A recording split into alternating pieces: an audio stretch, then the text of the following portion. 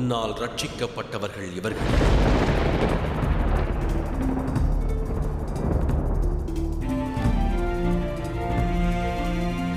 அனைவரையும் நீயே காப்பாற்றினாய்.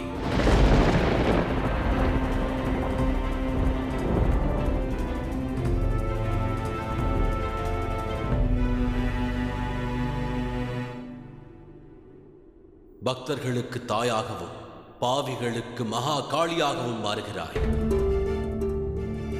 உன்னுடைய சக்திக்கு எல்லை என்பதே இல்லை. நான் மகாகாலனாவே. ஆகையால் நீ மகா காளியாவாய்.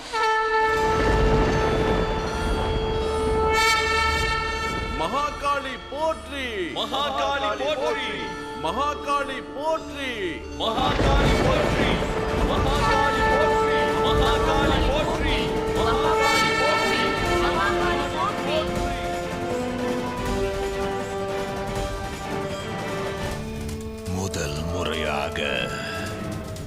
முதல் முறையாக என் மனம் அமைதி கொள்ள மறுக்கிறது. அப்படி என்ன சக்தியை கொண்டுள்ளாள்? முதலில் என் சேனைகள், பிறகு சண்டுவும் மண்டுவும், அவ்வாறே மூர்க்க அரக்கனையும் அழித்து விட்டாள். உன்னையும் இக்கதிக்கு ஆளாக்கி இருக்கிறாள் நிசும்பா.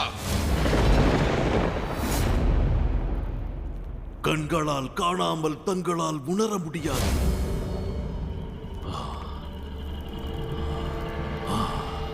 அவள் அசைவு ஒவ்வொன்றும் பெரும் சூறாவளி போல் இருந்தது. அவள் பார்க்கும் இடமெல்லாம் தீப்பிழம்பென மாறிக்கொண்டே இருந்தது. மகா காலனையும் விட அவள் மிகவும் ஆபத்தானவள்.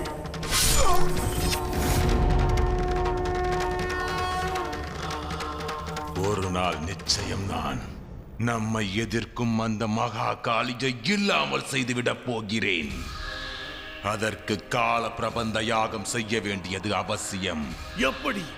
அவளை வெல்ல யாராலும் இயலாது. அவள் எங்கிருந்து வருகிறாள் என ஒன்றுமே புரியவில்லை. ஆம், அதை பற்றி நாம் அறியாமல் இருக்கலாம். இருப்பினும் எதற்கு வந்தாள், ஏன் வந்தாள் என்பதை அறிய வேண்டும். ஒருவேளை பார்வதியை ரட்சிக்க வந்திருக்கலாம். அவ்வாறெனில் பார்வதியை கூடிய விரைவில் என் வசப்படுத்துவது நிச்சயம். பார்வதியே தானாக வந்து நம் இடத்தில் தஞ்சம் புகுவது நிச்சயம். மகாகாளி.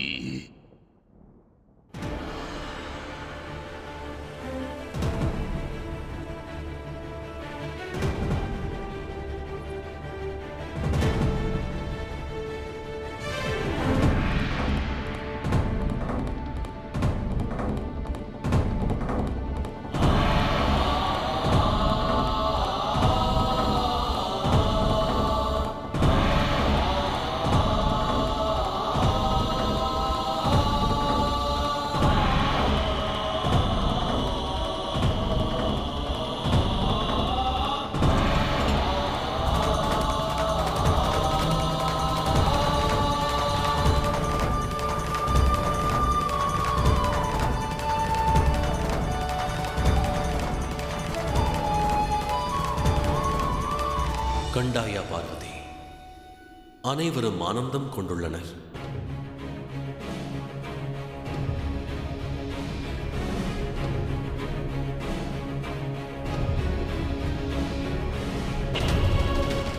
இருப்பினும் என் மனதில் ஆனந்தத்திற்கு பதிலாக வருத்தம் மிஞ்சி இருக்கிறது மகாதேவா. நான் யார்? இதற்கான பதில் எனக்கு அவசியம் தேவை. தாங்களும் அந்த பதிலை கூறவில்லை.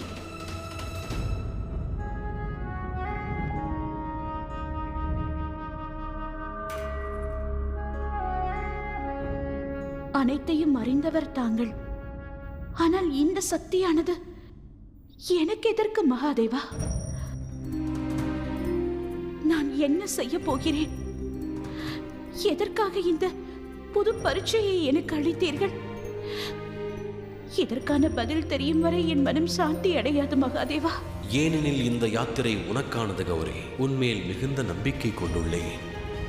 எங்கு அதர்மம் ஏற்பட்டாலும் சுவாமினியாய் நீ அதை தீர்த்து வைப்பாய் பார்வதி.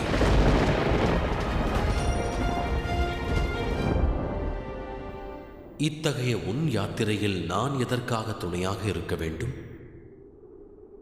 உனக்கு துணை யாரும் தேவையில்லை. மகாதேவ்,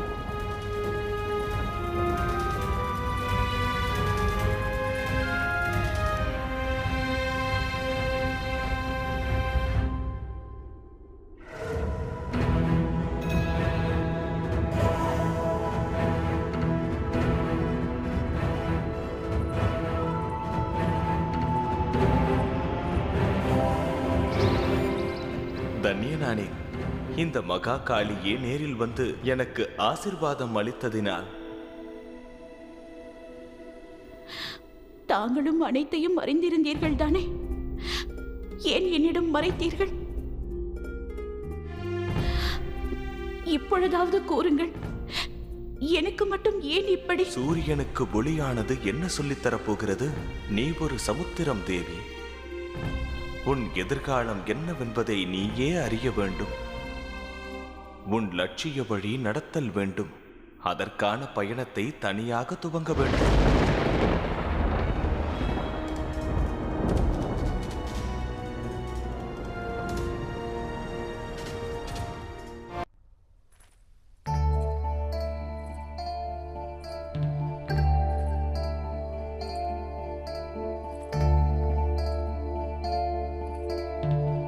வணங்குகிறேன் மகாகாளி.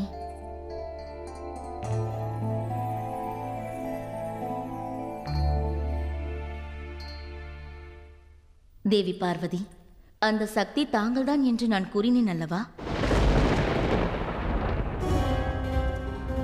என்னவாயிற்று தேவி பார்வதி?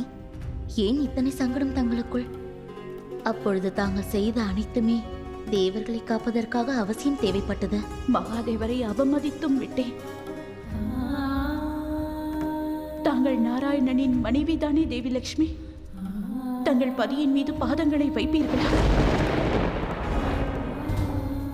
அப்படி ஒரு பாவத்தை செய்த எனக்கு என் வாழ்நாளில் பிராயச்சித்தமே கிடைக்கப் போவதில்லை. அவ்வளவு ஆக்ரோஷமாக இருந்த என்னை அன்று தன்னுடைய கண்களால் என்னை சாந்தப்படுத்தியவர் மகாதேவர். ஆனால் நான் என்ன செய்தேன்? அவர் சரீரத்தின் மீது பாதத்தை வைத்து பாவம் புரிந்து விட்டேன். ஏன் இவ்வாறு பேசுகிறீர்கள் பார்வதி? இவை அனைத்தும் தங்களின் பிரம்மை. பிரமை இல்லை, என் மனதில் தோன்றி.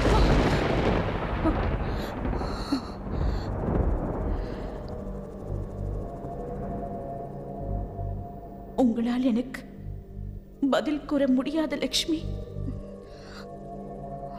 தாங்கள் என்னுடைய சகி ஆவீர்கள். இருப்பினும் என்னை கண்டு அஞ்சுகிறீர்கள்.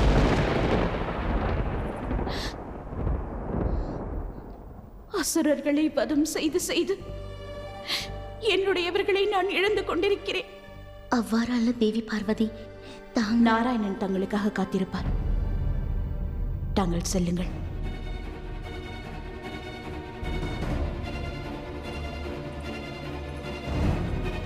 அத்தகைய கேள்வி ஒன்றிருப்பின் அதற்கான பதிலை தேடி சுவாமினியே சென்றாக வேண்டும்.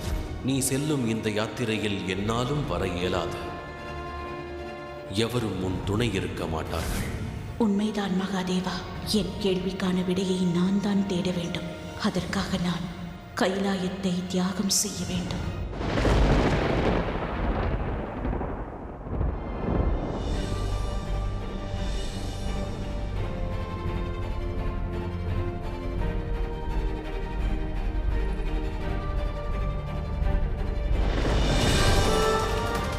இன்று வரை தங்களை பிரிந்து செல்ல வேண்டும் என்று நினைத்ததே இல்லை. ஆனால் இன்று நான் செய்த பாவங்கள் என்னை துரத்துகிறது.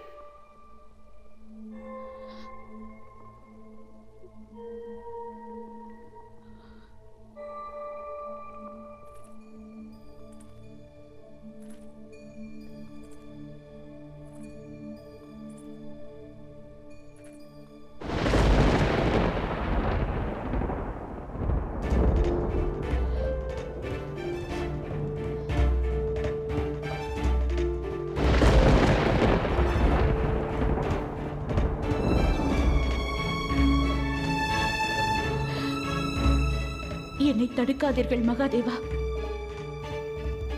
நான் செல்வதற்கு காரணம், என் மனதில் எழுந்திருக்கும் இந்த கேள்விக்கான பதிலை நானே கண்டுபிடித்தாக வேண்டும்.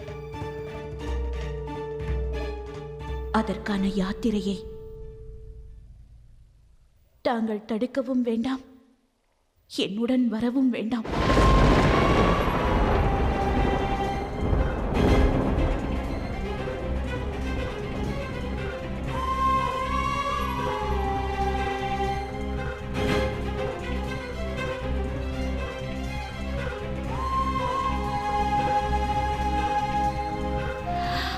அதுவரை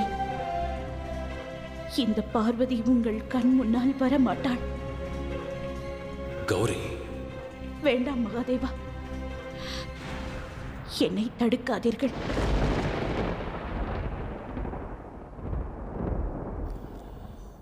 நான் இங்கு வந்தது உன்னை தடுப்பதற்கல்ல.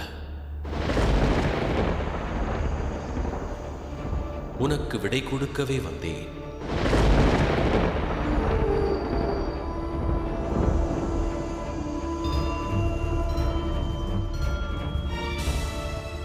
செல்.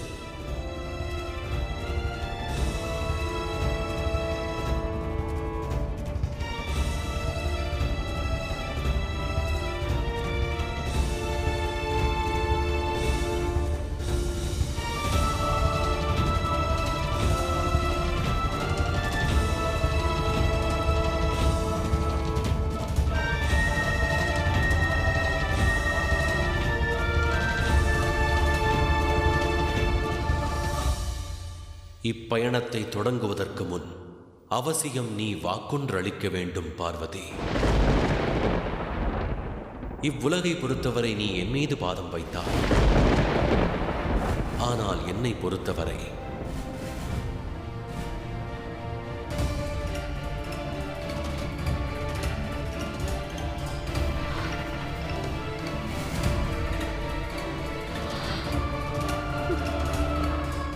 நீயே என்னுடைய ஹிருதயமாவாய்.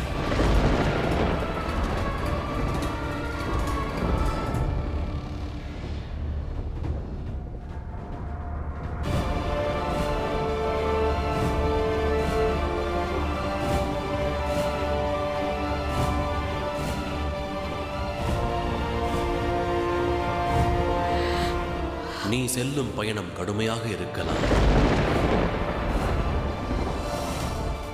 நான் அறிவேன் மகாதேவா,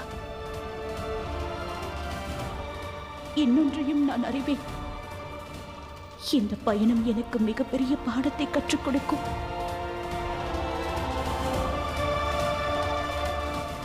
இறுதி பயணமாகவும் இருக்கலாம்.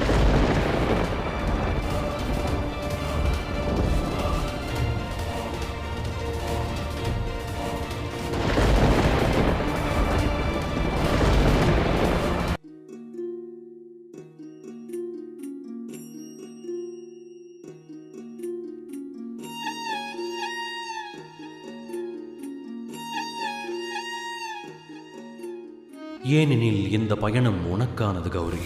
எனக்கு இதில் பூரண சம்மதம்.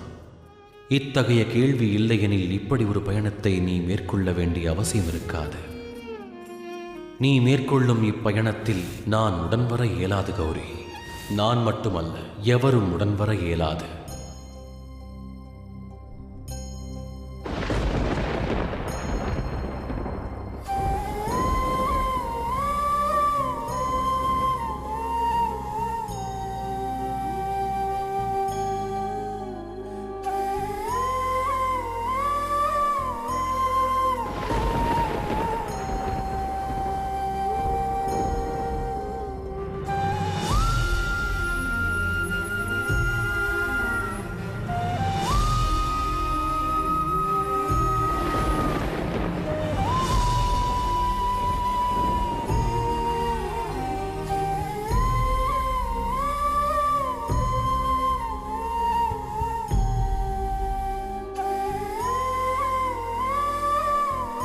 சக்தி இல்லையே, இந்த சிவனும் இல்லை.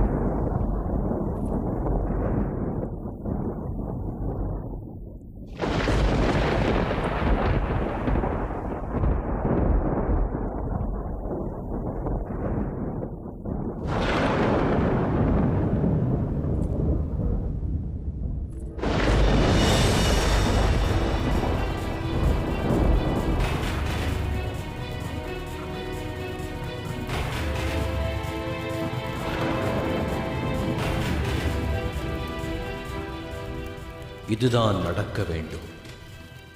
கால ஞானத்தை அறிய கைலாயத்தை விட்டு பார்வதி வெளியேறிவிட்டாள். அவள் தான் யாரென்று உணரும் சமயம் வெகு தூரத்தில் இல்லை. அனைவருக்கும் முக்தி கிட்டும்.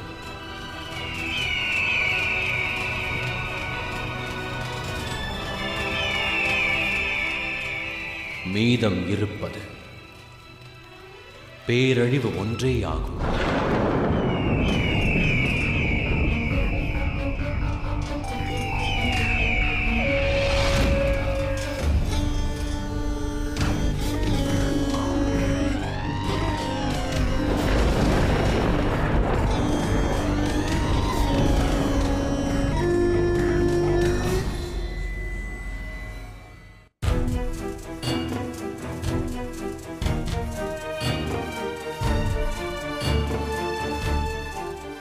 பிரபு, அன்னை பார்வதி தேவி எங்கிருக்கிறார்? கைலாயம் முழுவதும் தேடிவிட்டோம். பார்வதி கைலாயத்தை விட்டு சென்று விட்டாள் நந்தி.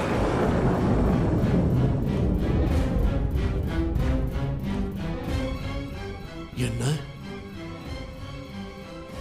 அன்னை கைலாயத்தை விட்டு சென்று விட்டாரா?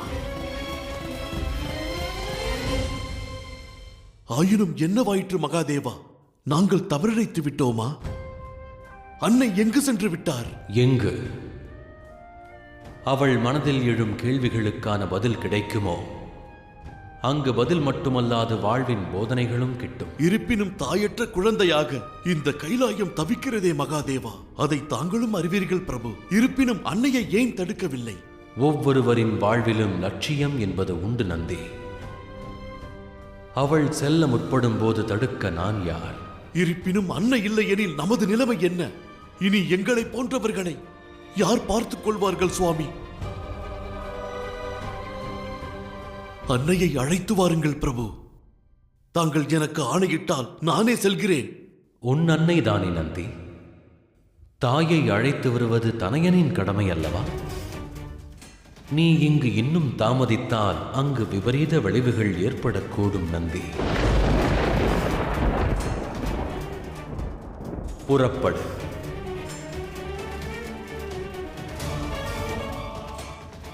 தாங்கள் கூறும் பொருள் எனக்கு புரியவில்லை. விபரீதம் ஏதாவது நடக்கப் போகிறதா? சமயத்தை விரயமாக்குகிறாய் நந்தி. முடிவெடுத்த பின்பும் தாமதிப்பது தவறாகும்.